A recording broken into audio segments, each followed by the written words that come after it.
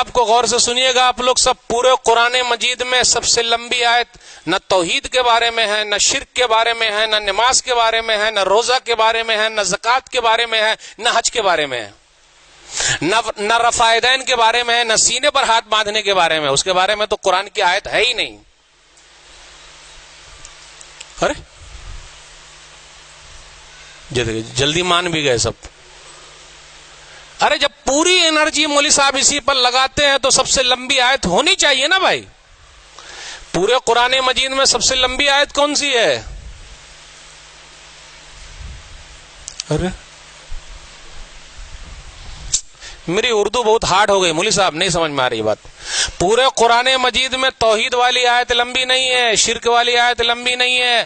سب سے لمبی آیت لین دین کے بارے میں ہے اور اس کو لکھنے کے بارے میں ہے. پورے ایک پیج ایک صفحہ کی آیت ہے پورا، کہ جب لین دین کرو تو اس کو لکھ لو. کتنے لوگ لین دین کرتے ہیں تو اس کو لکھ لیتے ہیں. ارے بھائی سے لیں گے تو لکھ لیں گے، ابا سے لیں گے تو لکھ لیں گے، رشتہ دار سے لیں گے تو لکھ لیں گے. کتنے لوگ تو بتاتے ہی نہیں ہیں. تو جب مر جائیں گے تو کیسے جنازے کی نماز ہو سکتی کیا؟ پورے قرآن مجید میں سب سے لمبی آیت ہے لکھنے کے بارے میں. جب لین دین کرو، قرضہ لو یا دو، اس کو لکھ لیا کرو، گواہ بھی رکھو. نہیں کرتے ہم اور آپ اس آیت پر عمل نہیں کرتے تو آگے چل کے جھگڑا ہو جاتا ہے، کیس ہو جاتا ہے، کہیں چل کے مرڈر ہو جاتا ہے، رشتہ داری ختم ہو جاتی ہے، دشمنی بڑھ جاتی ہے، سب ختم. قرآن مجید کی سب سے لمبی آیت ہے لکھ لو. ہم اور آپ لکھتے نہیں. ارے دوستی میں لکھیں گے، بھائی چارے میں لکھیں گے. بھیا سے پیسہ مانگا، چپکے سے لوگ مانگتے. ماموں سے مانگا، بھانجے سے مانگا، پیسہ دینا. ارے بھائی مانگیے تو ساتھ میں کسی کو رکھ کے مانگیے. کیوں؟ اگر آپ اللہ نہ کرے دنیا سے چلے جائیں، پتا تو رہے کہ بھائی ان کے اوپر قرضہ ہے، کوئی ادا کرنے کے لیے کھڑا تو ہو جائے گا. ہم اور آپ عمل نہیں کرتے. میرے بھائیو، قرضے کا مسئلہ ہو، لین دین کا مسئلہ ہو، اس کو لکھ لیجئے. کیوں؟ جنازے کی نماز ہو سکتی کیا؟ آئیے سن لیتے ہیں حدیث. کیسی حدیث ہے؟ صحیح بخاری کتاب الکفالہ، کتاب نمبر 39، حدیث نمبر 2295. بہت ناراض ہے آج ہم سے. دیکھیے تو حدیث نمبر 2295. سلمہ بن اکوع رضی اللہ تعالیٰ عنہ کہتے ہیں کہ ایک جنازہ لایا گیا. غور سے سنیے گا. نبی صلی اللہ علیہ وسلم نے فرمایا حل علیہ من دین.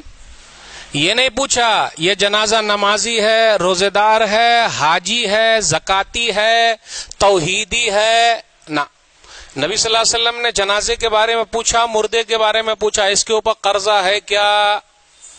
تو بولے قرضہ نہیں ہے. تو نبی صلی اللہ علیہ وسلم نے نماز پڑھ لیا، جنازے کی نماز پڑھا دی. ایک دوسرا جنازہ اور آیا، پوچھا حل علیہ من دین، کیا اس کے اوپر قرضہ ہے؟ تو کچھ لوگوں نے کہا کہ ہاں اس کے اوپر قرضہ ہے. اس حدیث سے یہ پتا چلا جب ہم اور آپ قرضے کا لین دین کریں تو ایک آدمی کو، دو آدمی کو گواہ بنا کے لکھ لے، تاکہ وہ مرنے کے وقت گواہی دے کہ ہاں ان کے اوپر قرضہ ہے. تو کہا لوگوں نے کہ ہاں نبی صلی اللہ علیہ وسلم ان کے اوپر قرضہ ہے. تو نبی صلی اللہ علیہ وسلم نے فرمایا صلو علی صاحبکم، جاؤ تم لوگ اپنے بھائی کے اوپر نماز پڑھ لو، جنازے کی نماز پڑھ لو. میں نماز نہیں پڑھاتا، میں نماز نہیں پڑھاتا، اس کے اوپر قرضہ ہے. آج کل ہم اور آپ قرضہ لے رہے ہیں، کس کے لیے لے رہے ہیں؟ بیٹوا کے لیے لے رہے ہیں، بہترین گھر بنانے کے لیے لے رہے ہیں. آئیے ایک اہم معاملہ سمجھا دوں. آئیے ایک اہم معاملہ سمجھا دوں، کتابوں کے ذریعے، واقعات کے ذریعے. ایک آدمی بھاگتا ہوا آیا، بولے 45 لاکھ. غور سے سنیے گا، 45 لاکھ. جنازہ تیار ہے، نماز ہو گئی ہے، دفن کرنا ہے. بولے 45 لاکھ. غور سے سنیے گا ذرا، 45 لاکھ. ایک بیٹا کھڑا ہوا، میں تو نہیں دے سکتا، میرے پاس کہاں ہے. دوسرا بیٹا کھڑا ہوا، میں تو نہیں دے سکتا، میرے پاس کہاں ہے. تیسرا بیٹا کھڑا ہوا، میں تو نہیں دے سکتا، میرے پاس کہاں ہے. بیٹی کو پتا چلا. ہم اور آپ بیٹی کے بارے میں کیا کہتے ہیں؟ یہ موٹا مال نہیں ہے، بیٹی ہی کام آتی ہے. یاد رکھیے گا غور سے، بیٹی کام آتی. بیٹی کو پتا چلا کہ بابا کی لاش کو ایک آدمی دفن نہیں ہونے دے رہا ہے. بولے نہیں. تو وہ بھاگتی ہوئی آئی اور 15 لاکھ کا زیور لے کے آ گئی. 15 لاکھ کا زیور لے کر آئی اور کہا اس آدمی سے کہ یہ 15 لاکھ کا زیور رکھ لیجئے, 15 لاکھ کا زیور رکھ لیجئے, اس کے بعد جتنا پیسہ باقی ہے 45 لاکھ میں پورا دے دوں گی, آپ رکھ لیجئے اور میرے ابا کو دفن ہونے دیجئے. غور سے سنیے گا اس کے بعد کیا ہوا. وہ آدمی پلٹی کھایا, بولے بھائیو سنو, 45 لاکھ لینا نہیں بلکہ میں 45 لاکھ اس مردے کو دینا چاہتا ہوں, میرے ذمے ہے, میں اس کو دوں گا, لیکن میں دوں گا تو کس کو دوں گا. تینوں بیٹوں کی حالت کیا ہوئی ہوگی, تینوں بیٹوں کی حالت کیا ہوئی ہوگی. میں سمجھ گیا یہ آدمی دنیا سے جا رہا ہے, اس کا وارث ایک ہی ہے, وہ ہے اس کی بیٹی. میں اب 45 لاکھ اس بیٹی کو دینے والا ہوں. میرے بھائیو, بیٹیاں وہاں کام آتی ہے جہاں بیٹے بھی کام. اس سے یہ بھی پتا چلا قرض کے بارے میں صاف ستھرا رکھیے, بیٹے بھی ادا کرنے کو تیار نہیں ہے, کوئی نہیں کرتا. ایک صحابی کھڑے ہو گئے ابو قتادہ رضی اللہ تعالیٰ نے اور کہا اسی کے اندر, علی دینہ یا رسول اللہ, اللہ کے رسول صلی اللہ علیہ وسلم اس آدمی کا قرض میں چکاؤں گا. اس کے بعد نبی صلی اللہ علیہ وسلم نے جنازے کی نماز پڑھ لی.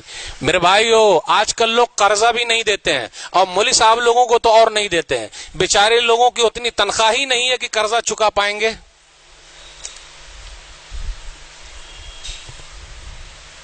ہلائیے نا ہاتھ, ہاتھ ہلائیے, منہ ہلائیے, کہاں سے چکائیں گے بولیے. قرضہ کن کو ملتا ہے؟ جن کے پاس پیسہ ہو. پیسے والے کو لوگ قرضہ دیتے ہیں, جن کے پاس ہی نہیں ان کو کون دیتا. سودی کاروبار چل رہا ہے, کھا رہے ہیں, لیکن قرضہ والا نہیں. میرے بھائیو, جب اگر واقعی کسی کو ہم نے اور آپ نے دیا وہ بیچارہ ادا نہیں کر سکتا تو کچھ دنوں کی مہلت دیجئے. کتنے لوگ مہلت نہیں دیتے, اور بینکوں کا کچھ لوگوں نے لے